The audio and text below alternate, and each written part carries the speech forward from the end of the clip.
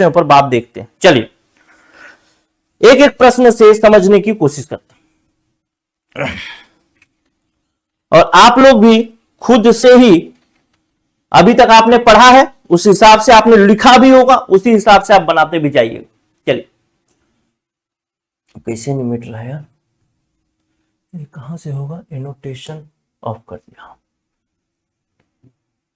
चलो इसमें हम लोग ले आते हैं पेन।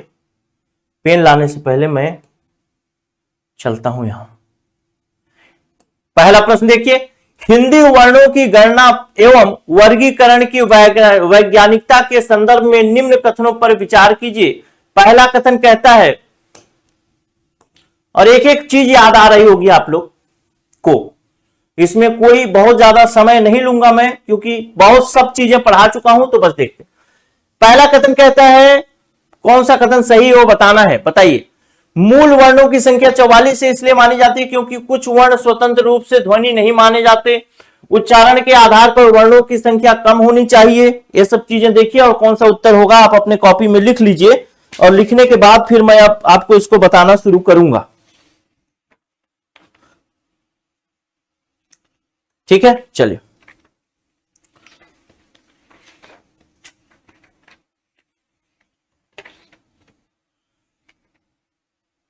पहला देखते हैं। मूल वर्णों की संख्या 44 इसलिए मानी जाती है क्योंकि कुछ वर्ण स्वतंत्र रूप से ध्वनि नहीं माने जाते। तो क्या बिल्कुल सही है, जैसा कि मैंने बताया था कि मूल वर्णों की संख्या 44 है और उसमें हमने देखा था कि बहुत सारे वर्ण जो हैं उसी वर्ण से मिलकर के बने हैं, इसीलिए। तो पहला नंबर सही है। दूसरा नंबर कहता है, उच्चारण के आधार पर वर्णों की संख्या कम होनी चाहिए, हिंदी की अवैज्ञानिकता को दर्शाता है। तो भैया ठीक है, कम तो होनी चाहिए, उच्चारण के आधार पर तो कम है भी, लेकिन मैंने आपको एक लाइन बोला था कि हमको अपने आप को वैज्ञानिक साबित करना ही है, तो इसको हम लोग गलत कर दिए। तीसरा, मानक और लेखन के आधार पर वर्णों की संख्या समान होना वर्णमाला की स्थिरता को दर्शाता है, बिल्कुल सही। और हमारे पास समान भी है, 53-53। संयुक्त वर्णों को कुल वर्णों में शामिल किया जाता है पर मूल वर्णों में नहीं, क्योंकि वो मूल वर्ण से मिलकर के संयुक्त वर्ण बनते हैं। तो क्या होगा, ये सही हो जाएगा, एक जे एल और एम सही हो जाएगा, जे एल और एम ऑप्शन नंबर बी आप लोग का भी बन गया होगा। डिस्क्रिप्शन भी है, आपको पीडीएफ नोट्स में मिलेगा, वो पढ़ भी लीजिएगा। अब देखिए CSPHCL 2019 में पूछा गया प्रश्न, सीजी व्यापम में पूछा गया प्रश्न, हॉस्टल वार्डन में 2014 में, पटवारी में 2021 में पूछा गया सेम प्रश्न। कहता है हिंदी वर्णमाला में स्वरों की संख्या कितनी है, आपका उत्तर आपको पता है 11 स्वर, और अगर 13 रहे और कोई ऑप्शन न रहे तो हमको 13 मारना है। चलिए, सब नया प्रश्न भी इसमें आपको मिलेगा और पुराना प्रश्न जो प्रीवियस ईयर में पूछा गया है वो सारी चीजें हम इसमें कवर करेंगे। स्वरों के उच्चारण काल समय के आधार पर अधिक से क्रम में व्यवस्थित करिए, कम से अधिक में व्यवस्थित करना, यानी जिसमें कम समय लगेगा वो और फिर अधिक। तो सबसे कम किस में लगता है, हर्ष में, फिर दीर्घ में, फिर स्प्लूत में। तो ऐसे ही कर देंगे, हर्ष यानी क्यू पहले आ जाएगा, पी बाद में आएगा, क्यू के बाद पी और पी के बाद आर, यानी ऑप्शन नंबर ए हो जाएगा। आपको पूरा याद हो गया होगा, टेंशन मत लीजिए।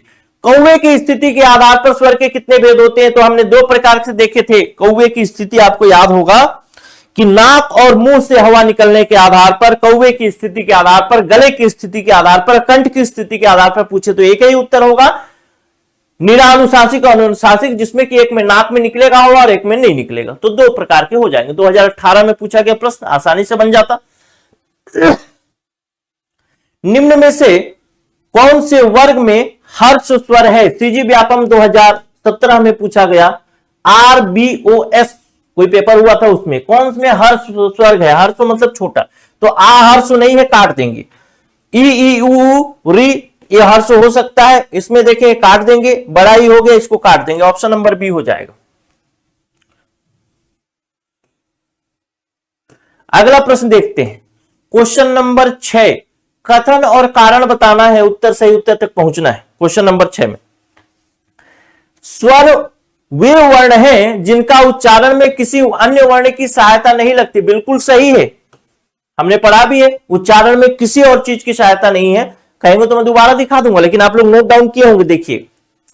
दूसरा, क्योंकि स्वरों के उच्चारण में जीभ और होंठ सक्रिय रूप से प्रयुक्त होते हैं। नहीं, बहुत सक्रिय रूप से नहीं होते हैं, व्यंजन में होंगे लेकिन इसमें नहीं होंगे। जीभ और होंठ का वैसा कोई काम नहीं होता। होंठ प फ ब क ख ग ऐसा नहीं, जीभ बहुत ज्यादा एक्टिव नहीं होता, होंठ भी बहुत ज्यादा एक्टिव नहीं होता, जिसके बारे में मैं बताया भी था। तो ये गलत हो जाएगा, यानी ए गलत हो जाएगा, ए सही हो जाएगा लेकिन आर गलत हो जाएगा। अगला प्रश्न देखते हैं, निम्नलिखित में से कौन सा स्वर जो है कंठ ओष्ठ उच्चारण स्थान से संबंधित, यानी जिसमें कंठ और होंठ दोनों का उपयोग होता है वो होगा। जिसका स्वर जिसका जीभ नहीं, कंठ और होंठ दोनों से होता है, ऑप्शन नंबर बी हो जाएगा। अगला प्रश्न देखते हैं, क्वेश्चन नंबर 8, और ये क्वेश्चन नंबर नया क्वेश्चन है, देखते हैं। स्वरों के उच्चारण के आधार पर वर्गीकरण के संदर्भ में निम्न कथनों को बताना है, ठीक है। और इसमें कुछ भी हम लोग करेंगे नहीं, हम लोग इसमें अभी जो पढ़े हैं उसको भूल जाइए, बस हमको उच्चारण करके देखेंगे इसमें कि सही होता है कि नहीं। कहता है स्वरों के उच्चारण के स्थान के आधार पर वर्गीकरण के संदर्भ में बताइए। अब चलिए बोल के देखिए, ई वाला बोल के देखिए।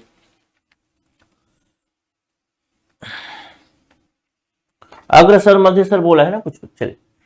ई ए को अग्रस्वर माना गया है। देखिए होंठ का कौन सा भाग इसमें एक्टिव हो रहा है, ई ए आगे है, सॉरी जीभ का कौन सा भाग एक्टिव है, आगे वाला भाग है ना, तो ये तो सही हो गया।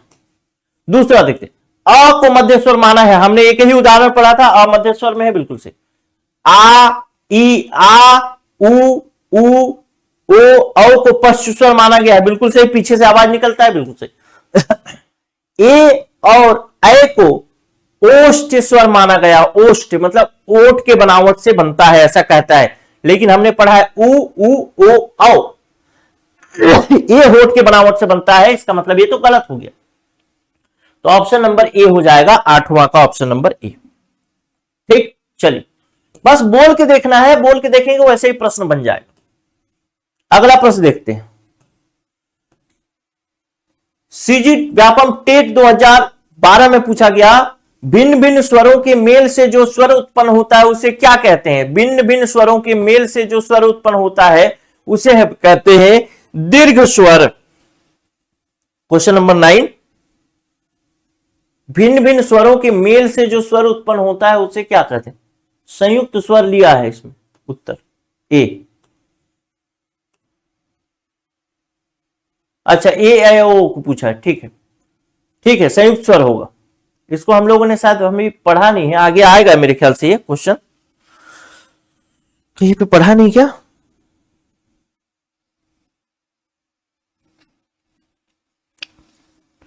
ये क्वेश्चन शायद, मतलब ये वाला कंटेंट शायद नहीं आया है इसमें, ठीक है, चलिए कोई दिक्कत नहीं है, आगे आएगा, आगे अभी बहुत सारा बच्चा है वर्णमाला में, उसमें से आएगा।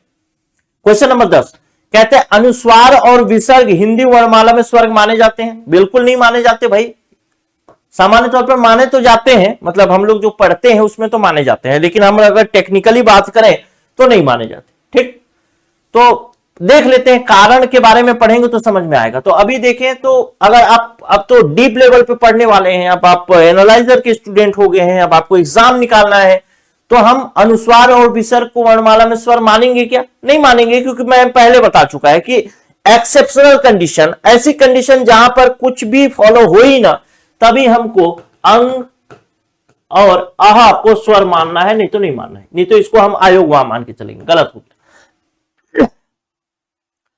क्योंकि इनका प्रयोग स्वर के बाद और स्वर के सहारे किया जाता है, तो ये तो सही है, बिल्कुल सही है, लेकिन ए गलत है, लेकिन आर सही हो जाए।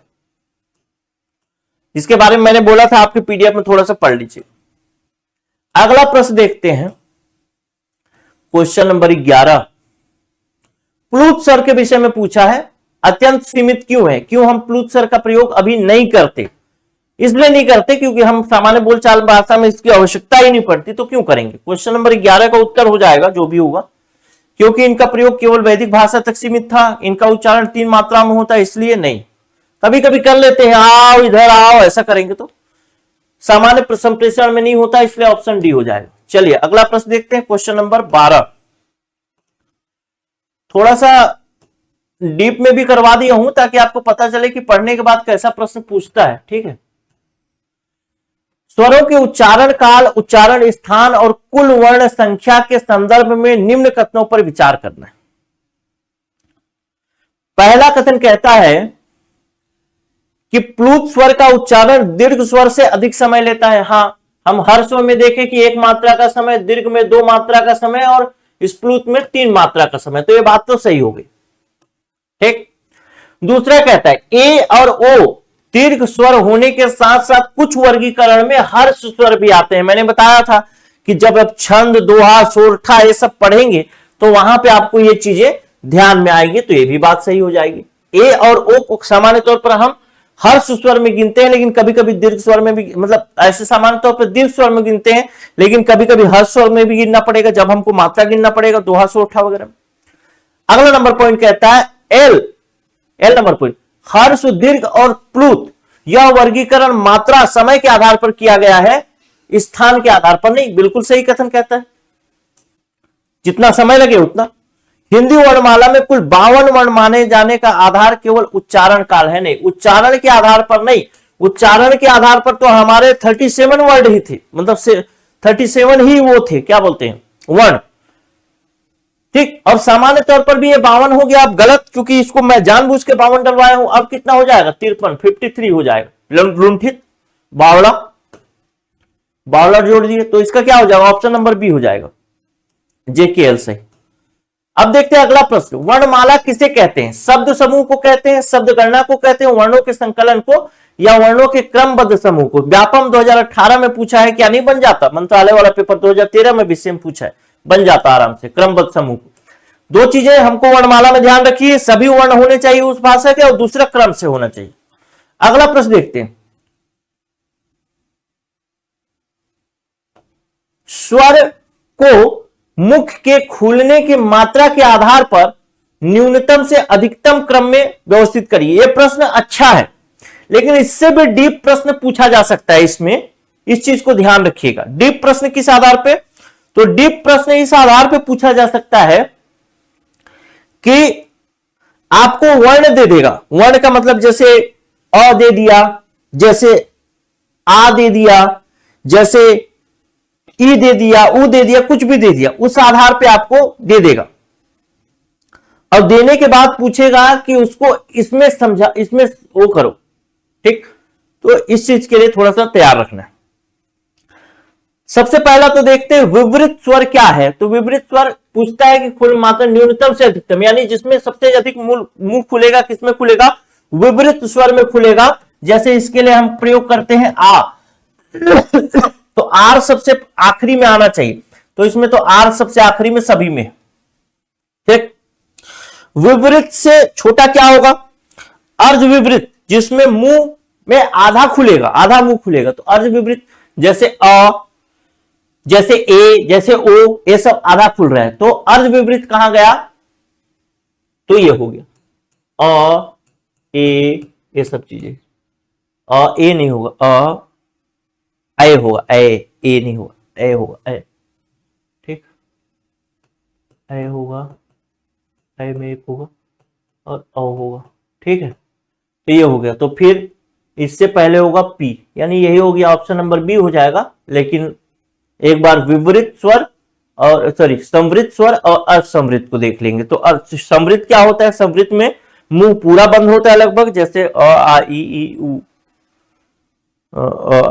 ई में भी ई थोड़ा सा खुला, बड़ी में भी छोटा सा, ऊ में भी छोटा सा, तो मतलब ये भी ये आ जाएगा। ए हो गया पहला, ये हो गया आखिरी, यानी हो गया चौथे नंबर पे आएगा, ये तीसरे नंबर पे। फिर संवृत पूरा बंद हो जाएगा तो ये आ जाएगा चौथे नंबर पे, और संवृत लगभग आधा खुला रहता है तो ये आ जाएगा, मतलब ये आ जाएगा दूसरे नंबर पे, और नहीं ये तो आ जाएगा पहले नंबर पे क्योंकि पूरा ही बंद है, और ये हो जाएगा आपका दूसरा नंबर, लगभग खुला है लेकिन आधा से कम खुला है। तो यही इसका उत्तर हो जाएगा, ऑप्शन नंबर बी। ऐसा पढ़ाया हूं, प्रॉपर पढ़ाया हूं, लेकिन इसमें प्रश्न आपसे कठिन ये पूछ सकता है कि अर्ध मुख के खुलने के क्रम के आधार पर आपको वो दे देगा अल्फाबेट की अ आ ई उ ऐसे दे देगा वर्ड, और उसको बोलेगा फिर इसको सजाइए, तब उसमें थोड़ा और कठिन हो जाएगा। आगे आने वाले समय में एक आध प्रश्न दिखाऊंगा। स्वर संधि किसके सहयोग से उच्चारित होती है, तो इसको सहयोग की आवश्यकता है नहीं। स्वर ध्वनि किसके सहयोग से उच्चारित होती है, 2018 में प्रश्न पूछा गया। इसको उच्चारण के लिए किसी भी प्रकार से किसी सहयोग की आवश्यकता नहीं, अपने आप में पूर्ण होते, खुद ही उच्चारण हो जाते हैं। ठीक है, तो ये था आपका, इसका हो जाएगा स्वतंत्र रूप से ऑप्शन नंबर ए। तो इस प्रकार से हमने आज पूरा देखा और कंप्लीट देखा। एक पॉइंट आपके इसमें रह गया है, जो एक प्रश्न था जो कि कहीं आगे आएगा मेरे ख्याल से, गलती से इस भाग में आ गया होगा वो प्रश्न। वो वाला प्रश्न आपको मैं करा दूंगा। कौन सा प्रश्न था वो, जो किसी एग्जाम में पूछा था वो वाला। और आपको क्वेश्चन कैसा लग रहा है, क्लास कैसा लगा? क्लास तो लंबा है, इसका शिकायत बहुत लोग करेंगे। क्वेश्चन नंबर 9, दो स्वरों के मिल से जो स्वर बनता है उसके बारे में, संयुक्त स्वर के विषय में अगले वीडियो में बात करेंगे। तो क्वेश्चन वीडियो लंबा है, लेकिन अब कुछ भी आपको दोबारा इसको पढ़ना नहीं है, देखिएगा लंबे समय से। नमस्कार।